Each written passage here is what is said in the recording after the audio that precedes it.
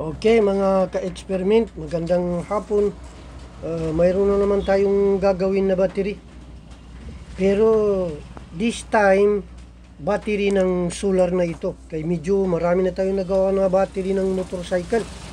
Kailangan mag-shift na tayo sa solar. Importante masyado yung solar na yan. Ito,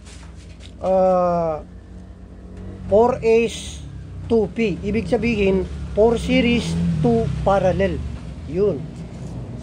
Ang voltage niya is 12 volts and 12 ampere hour. Medyo mataatas ng konti dito kasi 12 ampere hour na. Meron akong nagawa na meron na tayong nagawa na 4S 1P lang yun. Walang 6 ampere hour lang yun. Yan. Kaya medyo mahina yun. Maliit lang ang capacity. Ito, dinubli na natin. 8 battery ito. Yung dati, yung una, 4 lang. Dinubli natin, kaya nadubli rin yung kwan niya, yung capacity. 12 volts, 12 ampere hour na siya. Okay. Ito, katulad din sa battery, kailangan lagyan natin ng kwan siya, active balancer. Ito, para mabalance niya yung bawat voltage ng battery natin. Ang bago lang dito para sa solar battery ay yung BMS, Battery Management System. Ito yun siya, Battery Management System. Ang gagamitin natin dito ay yung 4S 30 ampere. Yan, 30 ampere lang kasi medyo lang ito. Hindi pa naman ito kalakihan yung capacity niya. Na yung pag wiring sa BMS ay pareho din dun sa active balancer. Kung saan naka connect yung active balancer natin, ganun din, dun din makakonect yung BMS natin. Katulad dito, ito yung black, kailangan dito rin sa black na ito. Kahit saan dito sa dalawa. Subukan natin. Okay, gawin na natin ito.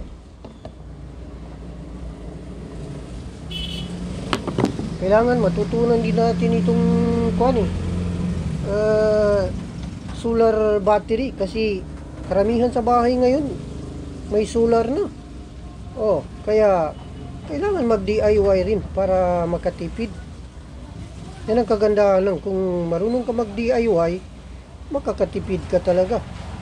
Kasi kung magbili ka ng mga battery ganito, napakamahal. Mga ganitong, lalo na pag ganito na 12 ampere na. Kahit yung 6 ampere lang, para sa mga yung motor na XRM, 2,000 plus na yun. Ikaw pa ang magbabayad ng LBC. Okay, dito na yung natin ito. Yung black natin, negative natin na wire, P negative, dito rin siya sa Ganun din, yung B1 natin ay dito rin siya sa B1 ng active balancer. Dito yun sa kabila. Ito Ito yung siya, B1 natin. Kahit saan dito, pwede siya. Saan natin ilagay? Pwede rin dito. Kahit saan dito. Pwede na dito. Kahit saan. Konektado naman itong mga na ito. Yun.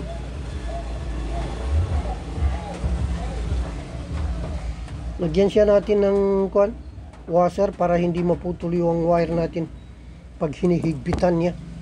Pag hinihigpitan natin yung nut. Yan. Kasi kung hindi mo lagyan ng ganyan, wala, mapuputol yung wire. At least pag ganito, hindi. Kasi naprotektahan siya ng washer. Ayan. Tapos na. Then, sa B2 naman tayo. Dito naman sa kabila, yung B2 natin. Okay. Medyo lang tayo dito. Kailangan tama yung paglagay natin ng mga wiring. Okay, yung B2 natin, saan natin ilagay? Pwede rin dito. Dito na natin ilagay. Kasi ito magkakakonektado naman yan eh. Kahit saan yan. Sa apat na yan. Okay. Another washer. Para hindi maputol yung wire natin.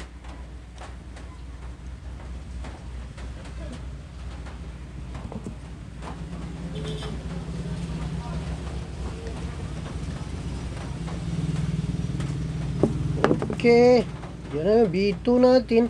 Then ngayon, yung B3 naman. Okay, yung B3 dito naman sa kabila. Yan. B3.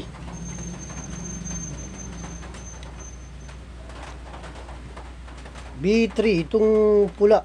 Dito na yun eh. Kahit saan na dito, pwede. Dito na natin ilagay. B3. Yung B3 natin.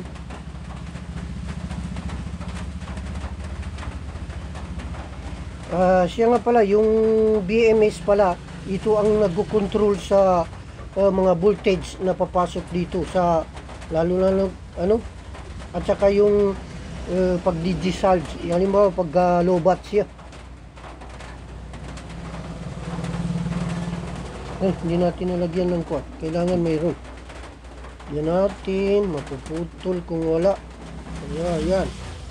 Siya ang nagkukontrol. Yung BMS, nagkukontrol ng voltage. Halimbawa, kung sa i-charge mo siya, hanggang itong LiPo 4 battery, hanggang 14.6 ito. Ang niya. Maximum na voltage. Yun ang full charge niya. Pagdating doon, mamamatay na yung charger. Kung automatic yung charger natin, mamamatay na siya. Okay, tapos na yung 3. B3 natin. B4 na lang. Tira, isa na lang. Ito yun siya. Dito sa, yung B4 natin, dito sa B positive natin din. Ito, B4. Ito yung B positive. Yan. Dito rin siya makalagay sa B positive siya. Yan.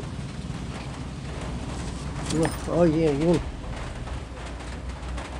Sa makatwid, yung B4 nandito siya sa main positive. Yung wire na black, yung P negative, dito naman siya sa main negative natin siya makalagay. Okay, tapos naman ka-experiment. Yan. Ganito lang siya. Tapos na siya. Okay. Pwede natin ilagay yung tingnan natin yung natin. Para makita natin yung ito. Ito. Gumagana na siya yung active balancer natin kasi mayroon natin nag-ilaw na siya ito. Aywan ko, nakikita diyan sa inyo. Nasisilaw ng kasi, liwanag. Pero meron na siya, Yan. Yan. Yellow green ang kulay niya. Okay. Ito naman sa ito, dito rin na natin siya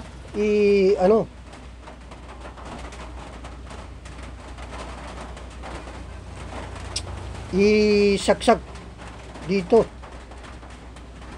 Ganyan siya.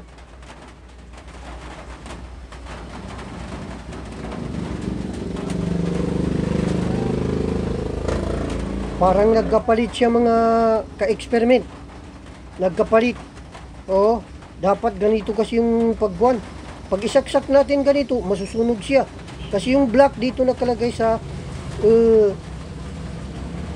B negative. Pareho rin. Okay rin pala. B negative, B positive. Okay. Kala ko nagpalit siya. Pero talagang kailangan i-check ito. Kapag isasaksak mo ito, yung black na ito, dito makalagay sa B positive. Tapos yung itong B positive natin, B4 ay dito makalagay sa B negative natin, masusunog siya. Kasi mag-shield. Pero ito, tingnan natin. Yan. Walang nasunog. Wala. Kaya ito na siya, yung kuha natin ngayon. Ngayon, i-check natin yung mga voltahe niya. Tingnan natin. Para malaman natin kung tama yung mga connection natin. Makikita ba? Yan, makikita. Okay. Dito sa titingnan natin dito ay dito. Yung kanina, halimbawa, ito yung kanina, yung dito sa actual na voltage, ito siya. Ito, 13.39. Okay. Tapos, pag dito sa, alisin muna natin ito. Dito sa, kuha natin, dito yung negative, dito sa active balancer, yung 13.39 din siya. Okay. Tingnan natin dito sa kuha ng actual sa BMS natin. Ito yung B negative, tapos B positive. Yan, pareho lang siya, 13.39. Dito natin sa para sa polarity naman. Ito yung ginabuhol ko kasi pareho yung kulay ng wire. Ginabuhol na natin ito para palatandaan na ito yung positive. Ito yung positive natin. Check natin dito. Ganun din. 13.39. Kaya pare-pareho yung kwan. Ibig sabihin, napakaganda yung connection ng battery natin dito. Ito, pwede na natin ito gamitin sa solar. Kapag yung battery na walang BMS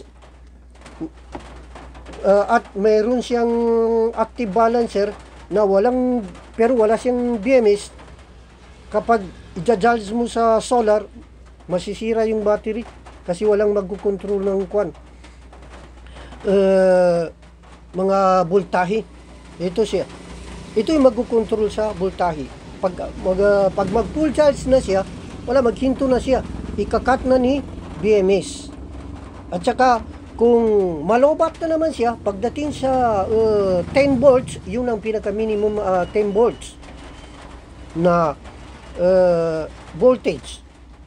Pagdating doon, yun na ang pinaka-lobat niya.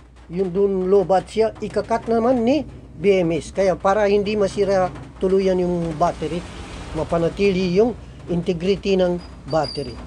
Kaya mga ka-experiment, ganito lang maggawa ng solar battery. Ito pwede na natin i-charge dito sa solar ito. Pero wag yung masyadong malaki na solar panel kasi masubrahan ng baka hindi makaya ng hindi makaya ng BMS. Siguro mga 50 to 75, 100, baka yung 100 baka kaya pa. Yan. Kaya hanggang dito lang mga ka-experiment. Kung nagustuhan niyo yung video natin, paki-share na lang at paki-like. Magandang hapon.